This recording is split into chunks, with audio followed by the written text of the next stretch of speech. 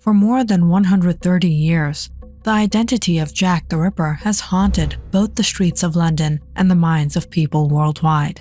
After decades of investigation and suspicious casts on dozens of suspects, new revelations have finally provided what may be the key to unlocking one of history's greatest mysteries.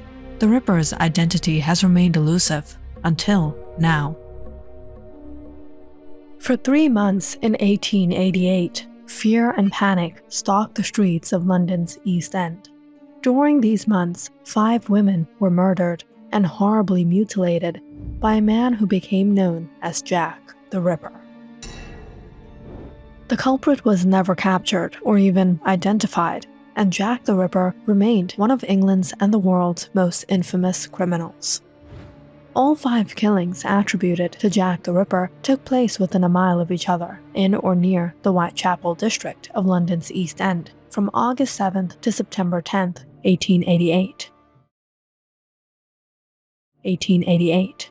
Several other murders occurring around that time period have also been investigated as the work of the Leather Apron, another nickname given to the murderer.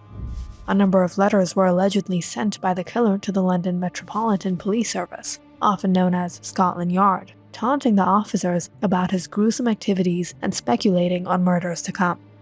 The moniker Jack the Ripper originated from a letter which may have been a hoax published at the time of the attacks.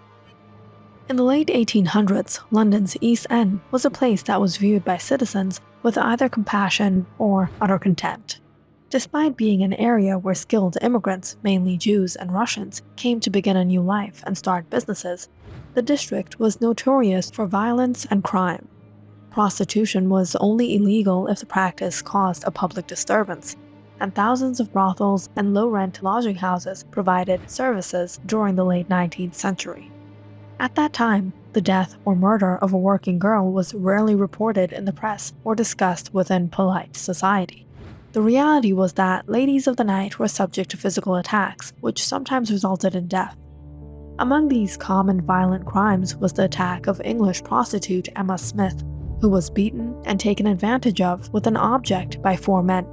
Smith, who later died of peritonitis, is remembered as one of the many unfortunate female victims who were killed by gangs demanding protection money.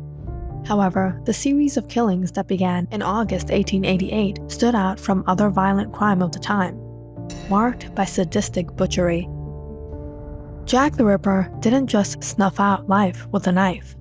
He mutilated and disemboweled women, removing organs such as kidneys and uteruses, and his crimes seemed to portray an abhorrence for the entire female gender. But Jack the Ripper's murders suddenly stopped in the fall of 1888. But since then, London's citizens continued to demand answers, but they would not come even more than a century later.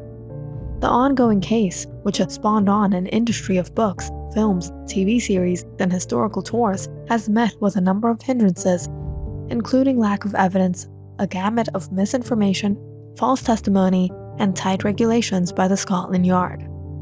Since the murders, many names have been linked with the notorious murderer. And today, we'll look into the top of these suspects.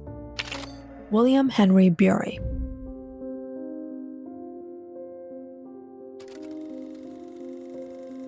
Bury was first suspected in 1889 due to the similarities between his wife's murder and the canonical 5 Ripper victims.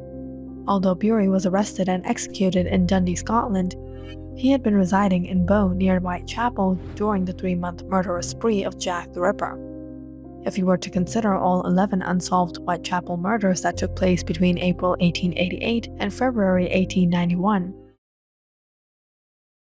Bury resided in Bow from October 1887 to January 1889, placing him in the area at the appropriate time. It was reported that graffiti at his Dundee flat that said, "Jack the Ripper is at the back of this door," and "Jack the Ripper is in the cellar," was found, leading some to believe that Ellen was murdered to prevent her from identifying Bury as Jack the Ripper. Although Bury pleaded not guilty to his wife's murder, 2 days before his execution, Bury confessed to a reverend that he had killed his wife, and at the urging of the reverend, he wrote a confession which he asked to be held back until after his execution. Bury confessed that he had strangled Ellen during a drunken row, then had attempted to dismember her body for disposal, but was too squeamish to continue. Although his confession doesn't match expert testimony from the time, his confession just days before his death to a reverend that he asked to be held back until he was dead can be seen as a confession of his sins. During the Jack the Ripper investigation, a detective was sent to interview Bury in Dundee, and although he was investigated, Bury was not considered to be a viable suspect. Montague Don Druitt, found floating in the River Thames. Although there is very little evidence to implicate Druitt, he is considered by many to be the #1 suspect in the case. The son of a medical practitioner, Druitt fitted the assumption of the detectives at the time that due to the gruesome disembowelment and removal of organs, Jack the Ripper would have had the skills of a physician or butcher. The suspicion fell on Druitt after the memorandum of McNaughton, who investigated the Ripper's killings for Scotland Yard, became public. A doctor of about 41 years of age and of fairly good family who disappeared at the time of the Miller's Court murder and whose body was found floating in the Thames on 31st December, 7 weeks after the said murder. The body was said to have been in the water for a month or more. From private information, I have little doubt but that his own family suspected this man of being the Whitechapel murderer. It was alleged that he was insane.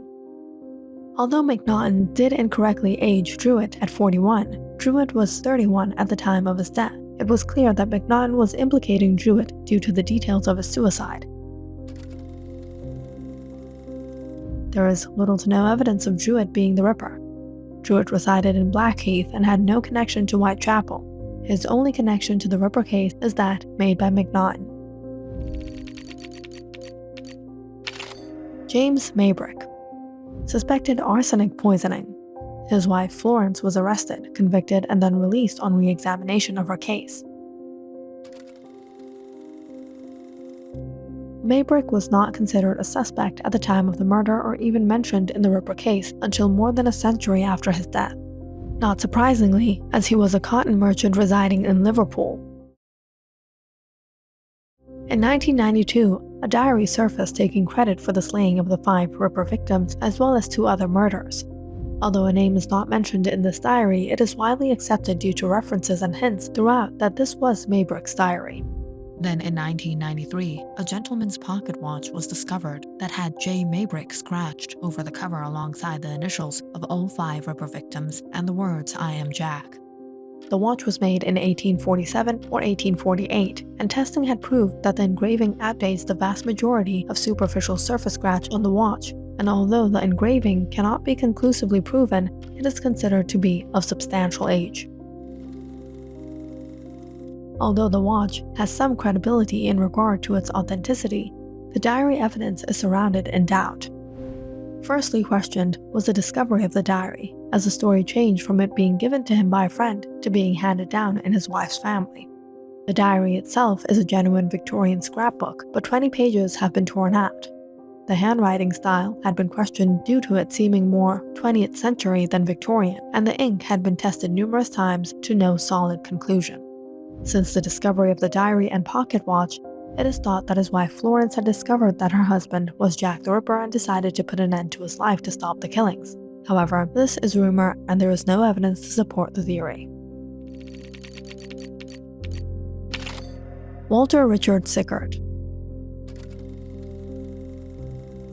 Sickert was a British painter who took inspiration from the Ripper case. He believed that he had lodged in the room once used by Jack the Ripper, as his landlady had suspected a previous lodger. For 70 years, no one mentioned Sickert's name in connection with the case, until an author, Stephen Knight, claimed that Sickert had been an accomplice in the murders, due to information gained by Sickert's illegitimate son, Joseph Gorman. The real interest into Sickert as the Ripper came in 2002 when crime novelist Patricia Cornwell stated that she believed Sickert was the Ripper. Cornwell had purchased 31 of Sickert's paintings in the search for DNA evidence, and she has claimed that she was able to prove that mitochondrial DNA connected Sickert to a Ripper letter. Other than the claims of Cornwell and Knight, there is no other evidence that suggests that Sickert was anything more than an artist inspired by the dark and sadistic Ripper case. After over 130 years of mystery, a significant breakthrough in the Jack the Ripper case has finally come to light. Russell Edwards, a researcher who has spent years investigating the case, claims to have solved the long-standing mystery of the infamous serial killer. In 2014, Edwards revealed that he had uncovered a 100% DNA match linking Polish-born barber Aaron Kosminski to the gruesome crimes that terrorized London's Whitechapel district. The breakthrough stems from DNA extracted from a blood-stained shawl found at the crime scene of one of Ripper's victims, Catherine Eddowes. Edwards, working alongside genealogists, traced a living relative of Kosminski who agreed to provide a DNA sample. When this sample was tested against the genetic material found on the shawl, the result was a perfect match. Edwards, visibly elated by the discovery, said, "It's very difficult to put into words the elation I felt when I saw the 100% DNA match. This brings closure and a form of justice for the descendants." Kosminski has long been considered one of the prime suspects in the Ripper case due to his proximity to the murders and a history of mental illness. However, this new DNA evidence, which connects Kosminski directly to the crime scene, provides a startling level of certainty. The shawl was purchased at an auction in 2007, and forensic analysis confirmed the presence of both Eddowes and Kosminski's DNA on it, further bolstering the case against him. Kosminski, who was an immigrant from Poland, was known to have suffered from severe mental health issues and was eventually confined to an asylum, where he died in 1919. While there remains skepticism over the authenticity of the DNA evidence, especially given the age of the shawl and the possibility of contamination, the discovery has reignited the debate about the identity of Jack the Ripper. Karen Miller, a descendant of Catherine Eddowes, has spoken out about the importance of the discovery, saying, "We have the proof, now we need this inquest to legally name the killer." While many historians remain wary of DNA evidence from such an old crime scene, the mounting case against Kosminski is undeniable. If accepted in court, Edwards' findings could finally put to rest one of history's longest-running criminal mysteries.